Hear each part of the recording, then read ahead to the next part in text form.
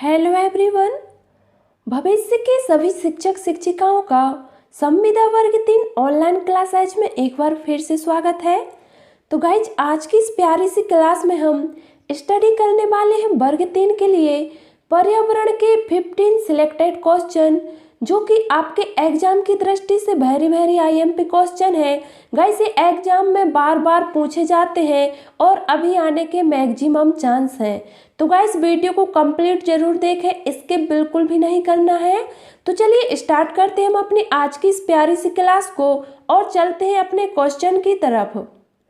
कोई डॉक्टर एक मरीज को खाने के लिए कुछ दवाइयाँ लिखता है और साथ ही गुड़, आंवला और हरी पत्तेदार सब्जियां जरूर खाने का सुझाव देता है। यह मरीज किस रोग से पीड़ित होना चाहिए? इस मरीज को कौन सा रोग हो सकता है? ऑप्शन है मियादी बुखार, मलेरिया, एनीमिया या फिर बुखार। क्या हो सकता है? तो गाइस सबसे पहले तो आप एक बात जान लीजिए कि जब डॉक्टर एक मरीज को खाने के लिए दवाइयाँ लिखता है और उसके साथ में गुड़, आंवला और हरी पत्तेदार सब्जियां खाने को कहता है, तो वह मरीज जो है वो एनीमिया रोग से पीड़ित है। क्या है? एनीमिया रोग से पीड़ित है। गाइस एनीमिया के जो मुख्य लक्षण है वो क्या है? सिर में दर्द रहना, किसी कार्य में मन नहीं लगना, थकान होना, ये सब एनीमिया के लक्षण हैं। और गाइस एक बात और याद रखना आपको कि एनीमिया रोग रक्त में आयरन की कमी से होता है। ठीक है, रक्त में आयरन की कमी से एनीमिया रोग होता है। तो यहाँ पर हमारा राइट आंसर हो जाएगा ऑप्शन सी। चलिए आगे बढ़ते हैं। स्थानीय मनोरंजन के साधन है। स्थानीय मनोरंजन के साधन क्या क्या है? ऑप्शन है मेला, कठपुतली के खेल, साप्ताहिक हाट या फिर उपर्युक्त सभी। क्या हो सकता है? तो गाइस यहाँ पर हमारा राइट आंसर जाना चाहिए ऑप्शन डी के साथ, उपर्युक्त सभी। देखिए मेला, कठपुतली के खेल और साप्ताहिक हाट, लोक नृत्य, संगीत, ये सभी स्थानीय मनोरंजन के साधन हैं। गाइस इन साधनों से केवल मनोरंजन ही नहीं बल्कि आपस में प्रेम और मेलजोल भी बढ़ता है। तो यहाँ पर हमारा राइट आंसर हो जाएगा ऑप्शन डी, उपर्युक्त सभी। क्लियर? चलिए अगले प्रश्न पर चलते हैं। अपने प्रदेश में प्रसिद्ध कुंभ मेला कहाँ लगता है? मोस्ट आईएमपी क्वेश्चन है और बिल्कुल इजी भी है। क्या है? उज्जैन, जबलपुर, भोपाल या फिर इंदौर। गाइस अपने प्रदेश में जो प्रसिद्ध कुंभ मेला है वो महाकाल की नगरी उज्जैन में क्षिप्रा नदी के तट पर लगता है। कहाँ? उज्जैन में क्षिप्रा नदी के तट पर लगता है। ठीक है, तुम्हारा राइट आंसर हो जाएगा ऑप्शन ए। देखिए गाइस यह 2016 में उज्जैन में सहस्त्र कुंभ मेले का आयोजन किया गया था और इस मेले में देश विदेश से पर्यटक देखने आए थे। तुम्हारा राइट आंसर हो जाएगा उज्जैन। चलिए अगले प्रश्न पर आते हैं। पर्यावरण शिक्षण संबंधित कार्यों को सुगम बनाने हेतु क्या अनिवार्य है? ऑप्शन है गृह कार्य को प्रोत्साहित करना, शिक्षकों को प्रशिक्षण देना, शैक्षिक भ्रमण को प्रोत्साहित करना या फिर शिक्षकों के सशक्तिकरण पर जोर। क्या है? तो गाइस हमारा राइट आंसर हो जाएगा ऑप्शन सी, शैक्षिक भ्रमण को प्रोत्साहित करना। ठीक है, यह अनिवार्य होता है। देखिए शैक्षिक भ्रमण में किसी ऐतिहासिक स्थान का भ्रमण, संग्रहालय का भ्रमण या फिर किसी उद्यान का भ्रमण शामिल होता है। और गाइस शैक्षिक भ्रमण से क्या होता है कि बच्चों में जो सीखने की क्षमता होती है उसमें वृद्धि होती है और मनोरंजन की अनुभूति भी होती है। तो हमारा राइट आंसर ऑप्शन सी के साथ जाएगा। चलिए अगले प्रश्न पर आते हैं। और गाइस यदि आपको क्लास पसंद आ रही हो तो वीडियो को लाइक कर दें और अभी तक आपने हमारे चैनल को सब्सक्राइब नहीं किया है तो चैनल को सब्सक्राइब जरूर कर लें। निम्न में से कौन सी क्रिया विज्ञान शिक्षण में पाठ्य सहगामी है? कौन सी क्रिया है? ऑप्शन है विज्ञान क्लब, श्रव्य दृश्य सामग्री, पाठ्य पुस्तक या फिर श्यामपट्ट। तो गाइस विज्ञान क्लब क्रिया जो है वो विज्ञान शिक्षण में पाठ्य सहगामी क्रिया है। क्या है? विज्ञान क्लब। तुम्हारा राइट आंसर हो जाएगा ऑप्शन ए। चलिए नेक्स्ट क्वेश्चन। निम्न में से कौन सा कथन सही है? ऑप्शन है श्रव्य दृश्य सामग्री छात्रों के लिए उपयोगी है, चार्ट एवं ग्राफ श्रव्य दृश्य सामग्री है, चार्ट का प्रयोग केवल सामाजिक विज्ञान में किया जाता है, या फिर शिक्षण में कुशलता के लिए श्रव्य दृश्य सामग्री महत्वपूर्ण नहीं है। क्या है? देखिए, श्रव्य दृश्य सामग्री का तात्पर्य शिक्षण के उन साधनों से है जिनके प्रयोग से बालकों को देखने और सुनने वाली ज्ञान इंद्रियां सक्रिय हो जाती हैं। ठीक है, तो यहाँ पर हमारा राइट आंसर हो जाएगा ऑप्शन ए, श्रव्य दृश्य सामग्री छात्रों के लिए उपयोगी है। गाइस, इसके अंतर्गत क्या क्या आता है? टेलीविजन, सिनेमा, प्रोजेक्टर, ये सब आते हैं। और श्रव्य दृश्य सामग्री से छात्रों में अधिगम क्षमता को बढ़ाया जा सकता है और यह छात्रों के लिए बहुत ही उपयोगी शिक्षण सामग्री है। ठीक है, तुम्हारा राइट आंसर हो जाएगा ऑप्शन ए। क्लियर? चलिए अगले प्रश्न पर आते हैं। रीता चाहती है कि उसके छात्रों को पेड़ों के संरक्षण के लिए संवेदनशील बनाया जाए। निम्नलिखित में से कौन सी ऐसा करने की सबसे उपयुक्त रणनीति है? आपके ऑप्शन है कक्षा में बहस आयोजित करना, समूह चर्चा, पोस्टर बनाना, या फिर बच्चों को एक पौधे को अपनाने और पोषित करने में मदद करना। क्या है? तो गाइस, बिल्कुल इजी क्वेश्चन है। हमारा राइट आंसर किसके साथ जाना चाहिए? क्या है? बच्चों को एक पौधे को अपनाने और पोषित करने में मदद करना चाहिए। ठीक है, यह उन्हें पेड़ों के संरक्षण के लिए संवेदनशील बनाने में मदद करेगा, क्योंकि गाइस इसके माध्यम से पौधों की आवश्यकताओं को समझेंगे और साथ ही वे अपनेपन का एहसास कर उनके प्रति संवेदनशील भी बनेंगे। तो यहाँ पर हमारा राइट आंसर जाएगा ऑप्शन डी के साथ। चलिए अगले प्रश्न पर आते हैं। गाइस, वीडियो को लाइक करना ना भूलें। अच्छे प्रश्न पत्र की क्या विशेषता है? एक अच्छे प्रश्न पत्र की क्या विशेषता होनी चाहिए? वैधता, विश्वसनीयता, ए व वी दोनों, या फिर व्यापकता या विस्तृत? क्या है?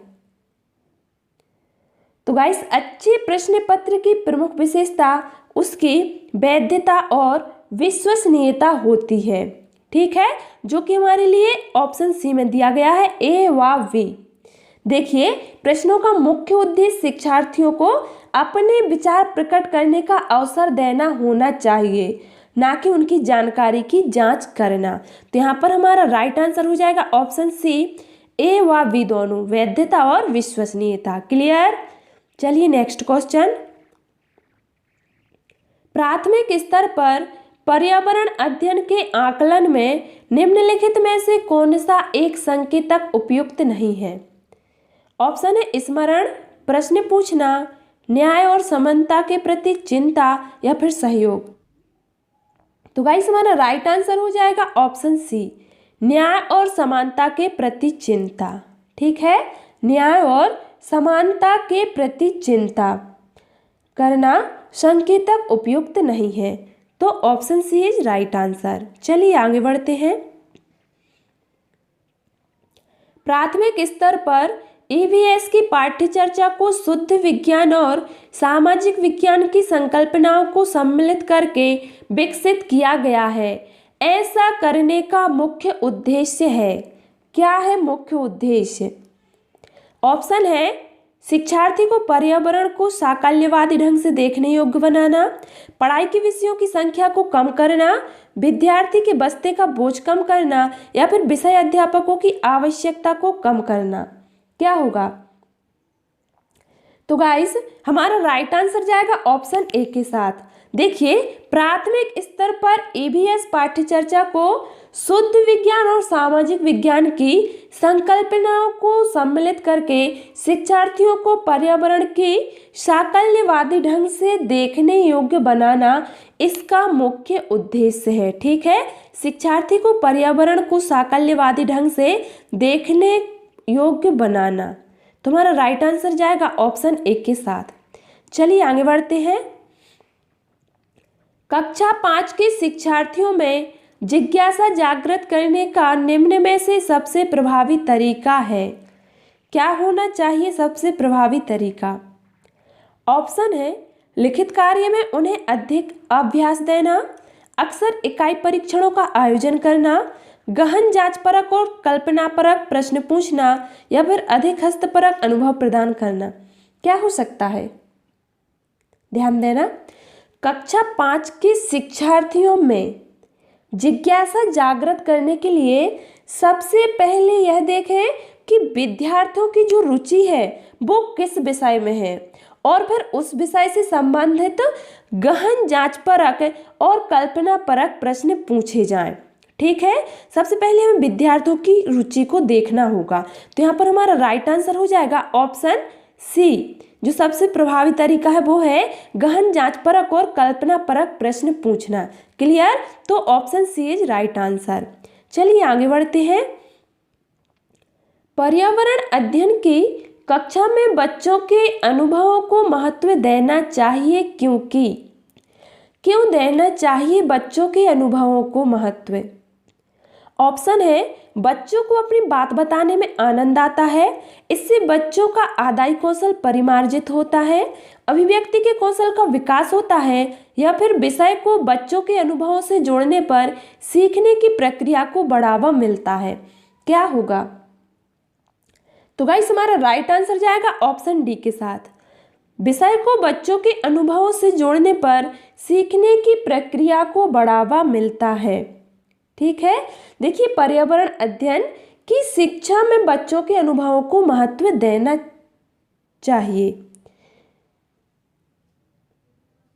क्योंकि पर्यावरण अध्ययन से जुड़ी विषयों को बच्चों के अनुभव से जोड़ने पर उनमें सीखने की प्रक्रिया को बढ़ावा मिलता है। तो हमारा राइट आंसर हो जाएगा ऑप्शन डी।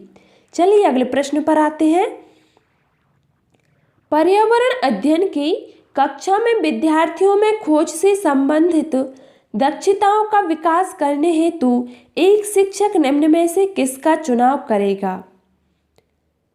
ऑप्शन है, पाठ्य वस्तु को निर्धारित समय में पूरा करेगा, ऐसी पाठ्य वस्तु जिसे अधिकांश विद्यार्थी पसंद करें, ऐसी पाठ्य वस्तु जो विद्यार्थियों के लिए महत्वपूर्ण हो, या फिर ऐसी पाठ्य वस्तु जो विद्यार्थियों के दैनिक जीवन से जुड़ी समस्या हो।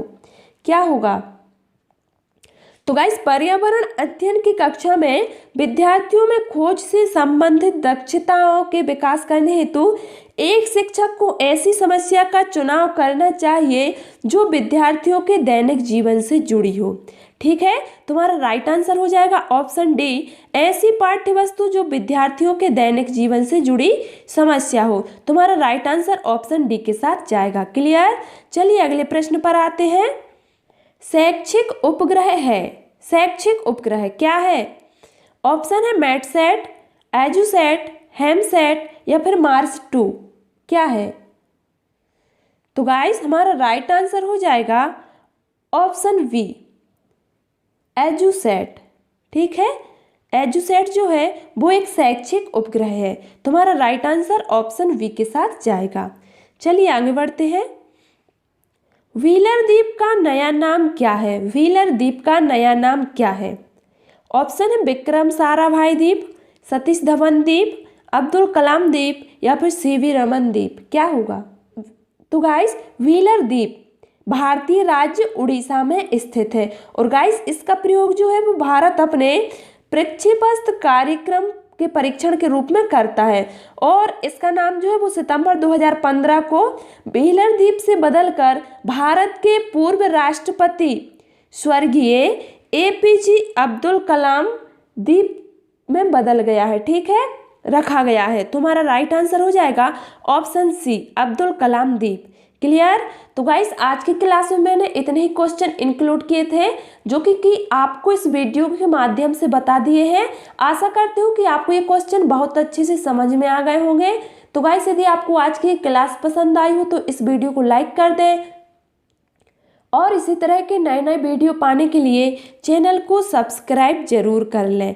Thanks for watching this video.